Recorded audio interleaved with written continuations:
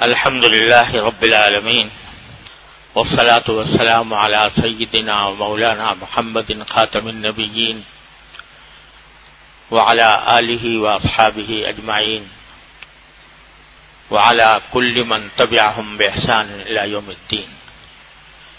اما بعد، بزرگان محترم اور برادران عزیز، السلام علیکم ورحمۃ اللہ تعالی وبرکاتہ.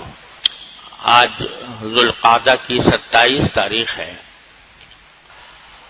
اور امید ہے کہ انشاءاللہ 2 دن بعد یا زیادہ سے زیادہ 3 دن بعد ذوالحجہ کا مہینہ شروع ہو جائے گا.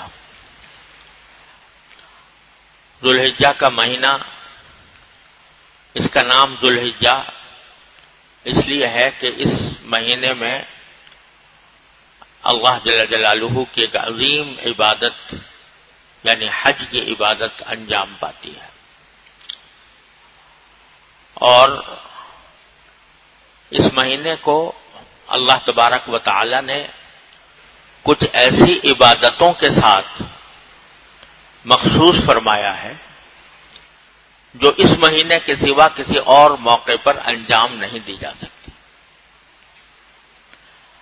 یہ اس مہینے کی عظیم فضیلت ہے کہ اس میں اللہ تبارک و تعالی نے وہ عبادتیں مقرر کی ہیں جو اور کسی مہینے میں کسی بھی زمانے میں ادا نہیں کی جا سکتی. اگر کوئی کرے گا تو بدعت ہوگی اور بجائے ثواب کے الٹا نقصان ہوگا. مثلا حج کی عبادت ہے وہ اسی مہینے میں ہو سکتی ہے، اور کسی مہینے میں آدمی جا کر طواف بھی کرے، سعی بھی کرے، مینا بھی جائے، عرفات بھی جائے، مزدلفہ بھی جائے، اس کی ایک کوڑی قیمت نہیں، کوئی ثواب نہیں. اسی مہینے میں اسی کی معین تاریخوں میں یہ عبادت ادا کی جاتی ہے. اسی طرح قربانی کی عبادت وہ بھی ذوالحجہ کے مہینے کے 3 دنوں کے ساتھ خاص ہے، 10 ذی الحجہ، 11 ذی الحجہ، 12 ذی الحجہ.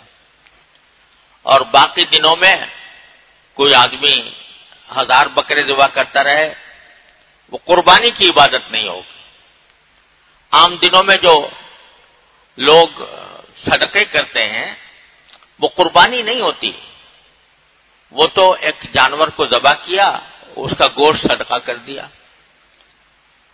یہ جو تصور ہے کہ وہی کسی کے کوئی بیمار ہے تو بیماری کی حالت میں لوگ جو ہیں وہ بکرا قربان کر دیتے ہیں تاکہ اس کی صحت ہو جائے، اور دل میں یہ عقیدہ ہوتا ہے کہ اس کی جان کے بدلے یہ بکرے کی جان چلی جائے. یہ عقیدہ بالکل غلط ہے، اس کی شریعت میں کوئی اصل نہیں ہے.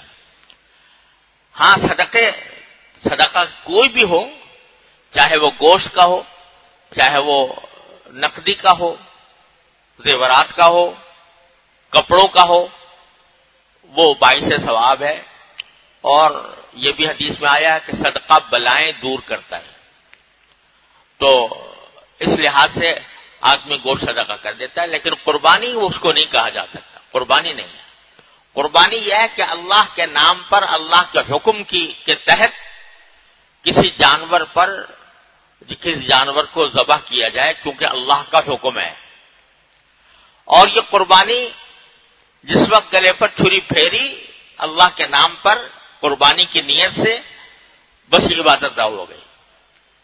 اس کے بعد گوشت سے کوئی تعلق نہیں ہے. گوشت خود بھی کھاؤ، دوسروں کو بھی کھلاؤ، جو کچھ بھی کرو، لیکن قربانی ٹھیک اس وقت ادا ہو جاتی ہے جس وقت کہ آدمی جانور کو اللہ کے نام پر، اللہ کے حکم سے قربان کر دیتا ہے. یہ بات سوائے ذوالحجہ کے 3 دنوں کے اور کسی دن میں ادا نہیں کی جا سکتی. اسی طرح تکبیر تشریق ہے. تکبیر تشریق یعنی اللہ اکبر اللہ اکبر لا الہ الا اللہ واللہ اکبر وللہ الحمد.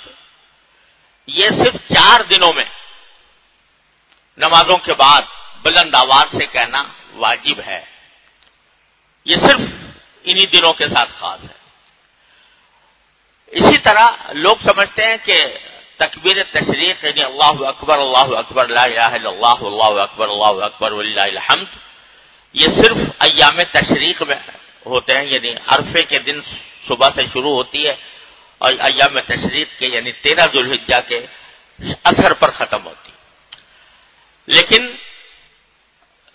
یہ تو ہے واجب، لیکن حضرات صحابہ کرام رضی اللہ تعالی عنہم سے یہ منقول ہے کہ ان دنوں کے علاوہ بھی جب ذو الحجہ کا چاند دیکھتے تو ذو الحجہ کا چاند دیکھنے کے بعد جو 10 دن آنے والے ہیں، یہ ان تمام دنوں کے اندر اٹھتے بیٹھتے چلتے پھرتے یہ تکبیر پڑھا کرتے ہیں، اللہ اکبر لا الہ الا اللہ اکبر وللہ الحمد۔ یہ اللہ تعالیٰ کی کبریائی کے نعرے لگانے کا دن ہے کہ ایام ہیں، لہذا ان دنوں کے اندر بلند آواز سے بھی آدمی مسجد سے نکلتے ہوئے، مسجد میں داخل ہوتے ہوئے، بازار میں چلتے ہوئے، اٹھتے بیٹھتے گھر میں یہ الفاظ اللہ اکبر لا الہ الا اللہ اکبر وللہ الحمد یہ کہتا رہے۔ حدیث میں آتا ہے کہ حضرت عبداللہ بن عمر رضی اللہ تعالیٰ عنہ بازار میں نکلتے تھے، یعنی ایام تشریق، وہ جو تکبیر تشریق ہے اس کے علاوہ بات کر رہا ہوں، یکم ذی الحجہ سے لے کر 9 ذی الحجہ تک بازار میں نکلتے تھے، بلند آواز سے تکبیر کہتے تھے، اللہ اکبر لا الہ الا اللہ اکبر وللہ الحمد، تو پورا بازار تکبیر سے گونج جایا کرتا تھا، چلتے پھرتے لوگ یہ تکبیر کہا کرتے تھے۔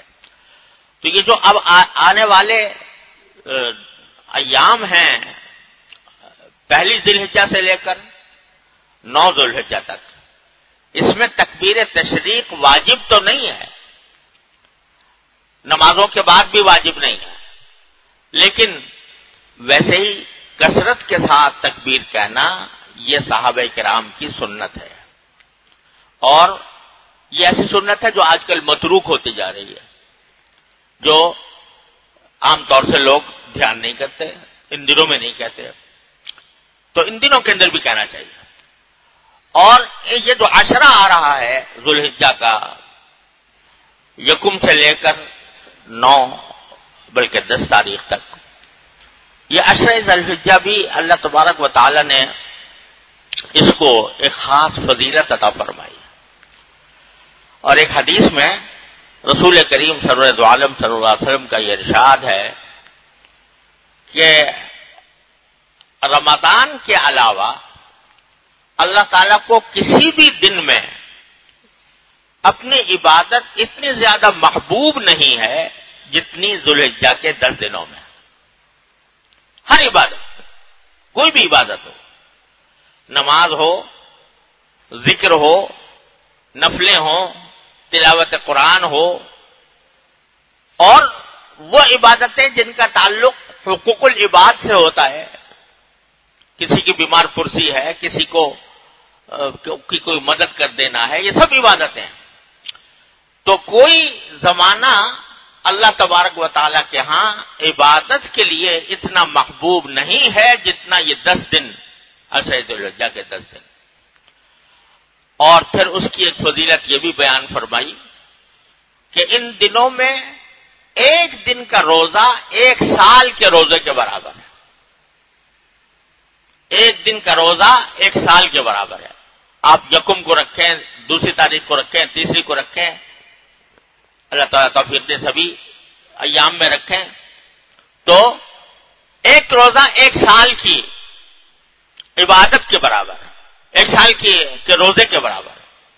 یہ وہ ایک طرح سے لوٹ کا زمانہ ہے کہ آدمی ایک روزہ رکھ لے اور سال بھر کے روزوں کا ثواب حاصل کر لے۔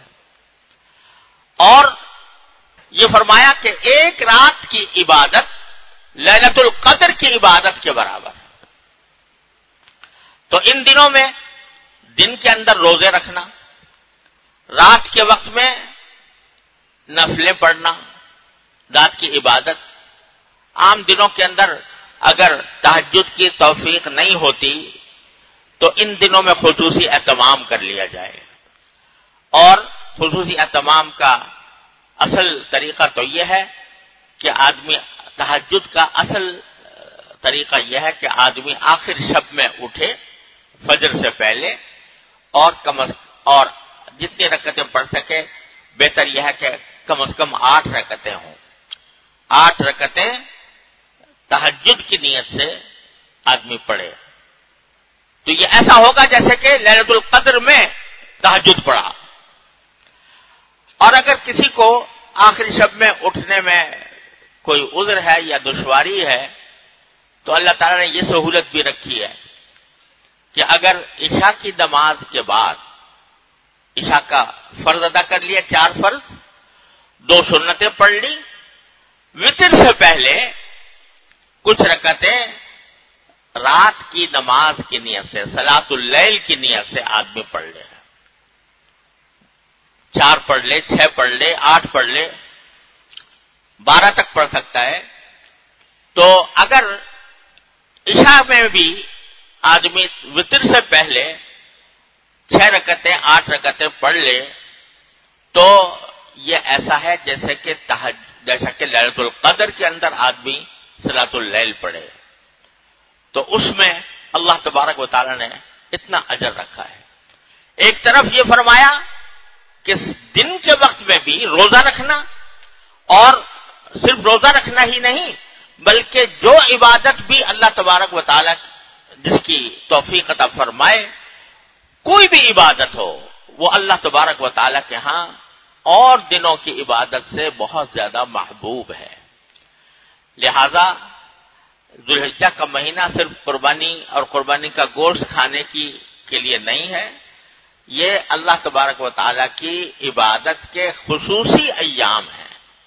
جیسے کہ رمضان کو اللہ تبارک و تعالی نے ایسا مہینہ بنایا ہے کہ اس میں انسان عبادت زیادہ سے زیادہ کرتا ہے اور کرنے کی کوشش کرتا ہے اور اس کی عبادت پر اس کو اجر بھی بہت بڑا ملتا ہے.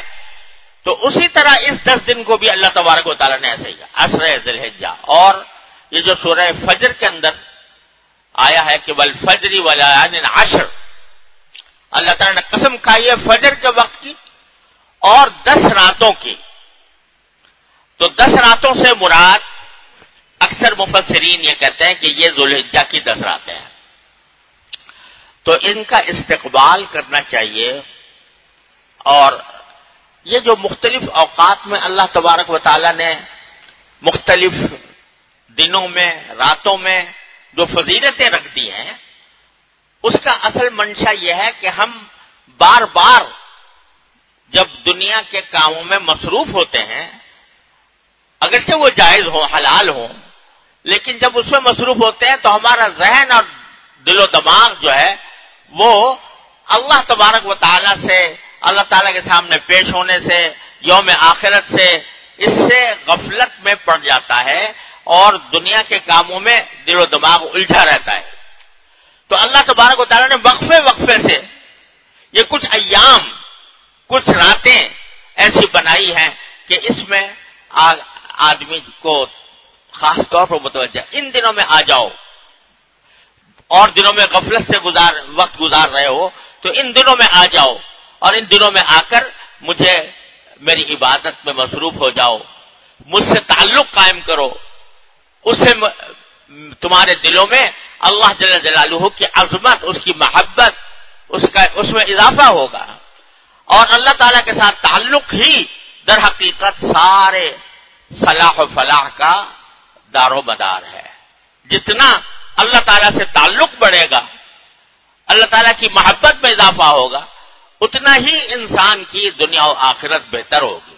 اس واسطے وقفے سے اللہ تعالیٰ آج فلاں دن آ گیا آج شب برات آ گئی آج محرم کا عاشورہ آ گیا آج ذوالحجہ کا عشرہ آ گیا یہ مختلف اوقات میں اللہ تبارک و تعالیٰ بندوں کو کھینچ کر بلاتے ہیں کہ آؤ میرے پاس اور غفلت میں جو تم وقت گزار رہے ہو اس غفلت کو دور کرو. تو یہ دن اس کام کے لیے ہیں کہ اللہ تبارک و تعالیٰ کی طرف زیادہ سے زیادہ توجہ ہو اس کے اندر زیادہ سے زیادہ عبادت کرنے کی انسان فکر کرے صدقہ خیرات کرے اللہ تبارک و تعالیٰ کے حضور حاضر ہو کر نفلیں ادا کرے، تلاوت قرآن کرے، ذکر کرے، اور راتوں کو کچھ حصہ راتوں کا وہ اللہ تعالیٰ کی عبادت میں صرف کرے۔ اللہ تبارک و تعالیٰ مجھے آپ کو اس کی توفیق عطا فرمائے۔ یہ بڑے غنیمت مواقع ہوتے ہیں، پتہ نہیں پھر زندگی میں آتے ہیں کہ نہیں آتے، آئیں گے یا نہیں آئیں گے۔ جو وقت مل رہا ہے اس کو غنیمت سمجھنا چاہیے۔ تو اب 2 دن باقی ہیں، اور میں اس وقت اس لیے عرض کر رہا ہوں کہ انشاءاللہ امید ہے کہ یا تو اتوار کی شام کو یا پیر کی شام کو انشاءاللہ یہ عاشورہ شروع ہو جائے گا۔ تو آدمی ذہنی طور پر پہلے سے تیار ہو اور اپنی مشغولیات کو اس طرح مرتب کرے کہ اس میں اس کو زیادہ سے زیادہ وقت اللہ تعالیٰ کے حضور حاضر ہونے کا مل جائے اور اللہ تعالیٰ کی عبادت کرنے کی توفیق ہو جائے۔ اللہ تعالیٰ اپنے فضل و کرم سے، اپنی رحمت سے مجھے آپ کو سب کو اس کی توفیق عطا فرمائے۔ وآخر دعوانا الحمدللہ رب العالمین۔